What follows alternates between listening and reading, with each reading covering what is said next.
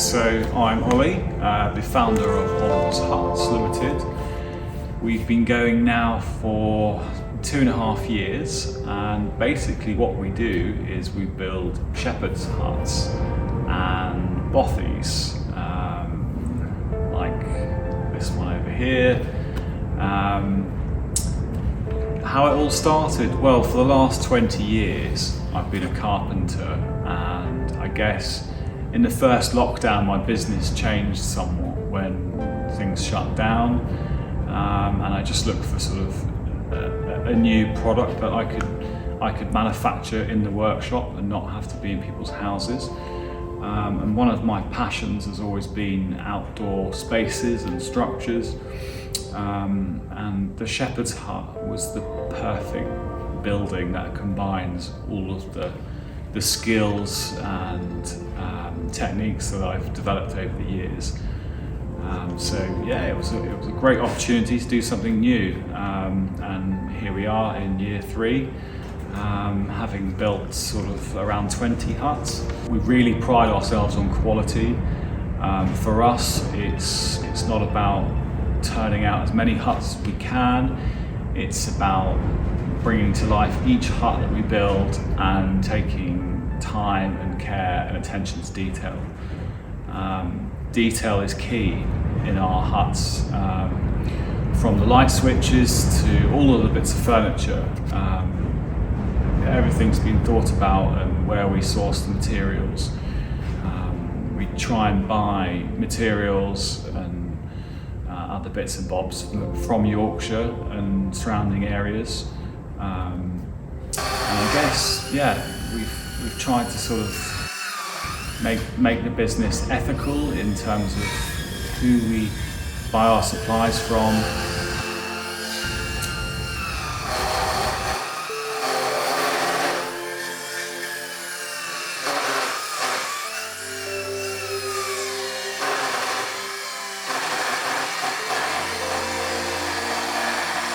We buy in our hardwood from a local Yorkshire supplier, and we'll start with a rough plank, a bit like this one I'm sat on, and then we will mill it down. So we will put it through the bandsaw, make the square planks, and then it will be a case of planing it and sanding it, and however it's going to be used in the hut. So this piece is actually going to be a kitchen worktop. But all of the timber that we use is carefully selected, and we try and pick the best stuff with character.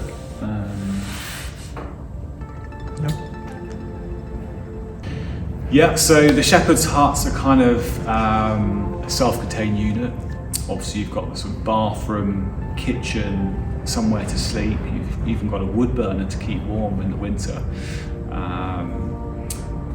Everything is in that tiny little space. It's perfectly formed, and we've tried to pack as much in as possible to maximise the use of the hut. When a client comes down, they all have different needs and requirements. So for instance, we're building a bothy at the moment, and they've got no electricity on the site. So we're making a hut that is solar powered. All of the power comes from a solar panel, which will power the lighting, and then we have a composting toilet, and we have a gas boiler. So all these things can be used off-grid, whereas our other huts are fully electric, so they just connect to the mains household electric. So you know, we try and work with the clients to sort of see what fits in their location and what services they can get to the hut. Yeah, so the huts we build are timber frame. We put sheep's wool insulation into the cavity, which is fantastic. It's a super insulator. It's breathable. It's renewable. We like working with it because it sort of makes your hands smooth. It's not like one of these horrible insulators that makes you itch for days. So it's really good to work with. So our huts, we typically clad in oak, Scottish green oak. The oak's fantastic because with time it weathers, it goes silver. It's really nice to have a hut that you put in, and within 6 months it can then start to change with the landscape and sort of blend into the landscape. The other huts we clad in more traditional corrugated steel. Again, it can look quite sharp and a nice contrast in the surroundings. Typically, we clad our huts in oak and tin. Yeah, the roof is tin clad. The tin itself has a Plasticoat coating, which has a 25-year manufacturing guarantee. It's designed to be in harsh locations that are exposed to weather, whether that's on the coast where you've got salt in the air, or whether it's in an exposed location where it's constantly getting hammered with rain and wind. So yeah, that's a really good product. The shepherd's hut, we call it shepherd's hut.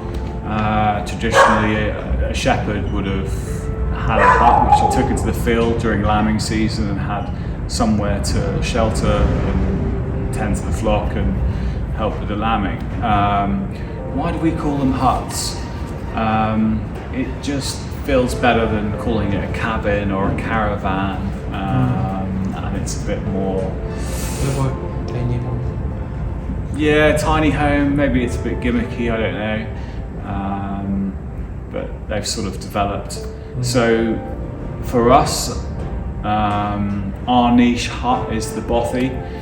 We've kind of taken the concept of a traditional Scottish bothy and a shepherd's hut and sort of combined them both. So you've got a bothy on wheels, and that's unique to us, and it's something that it looks fantastic in any location.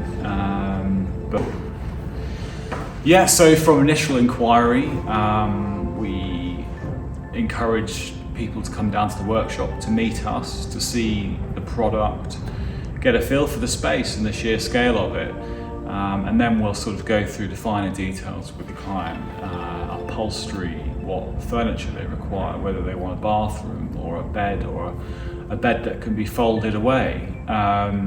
So each hut is completely bespoke, and we work with the client to deliver what is important to them. And I guess that's one of the benefits of being a small business, is we can make every hut as unique as the customer's requirements and dreams, really, as opposed to having a fixed model that is churned out in vast numbers.